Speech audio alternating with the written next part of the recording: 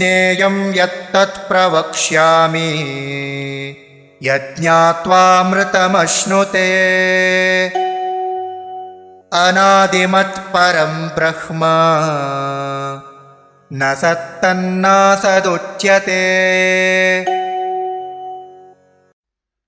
ज्ञेयं यत् तत् प्रवक्ष्यामि यत् ज्ञात्वा अमृतम् अश्नुते अनादिमत् परं ब्रह्म न सत् तत् न असत् उच्यते।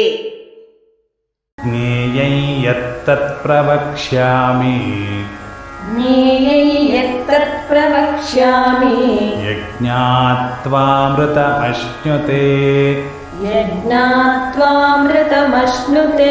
अनादिमत्परं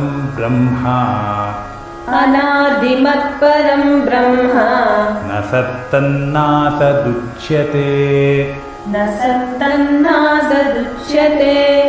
ज्ञेयं यत्तत् प्रवक्ष्यामि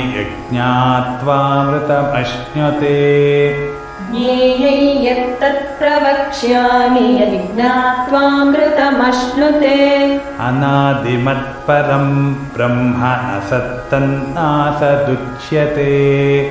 अनादिमत्परं ब्रह्म न सत्तन्नासदुच्यते। ज्ञेयं यत्तत् प्रवक्ष्यामि यज्ञात्वामृतमश्नुते अनादिमत्परं ब्रह्म न सत्तन्नासदुच्यते।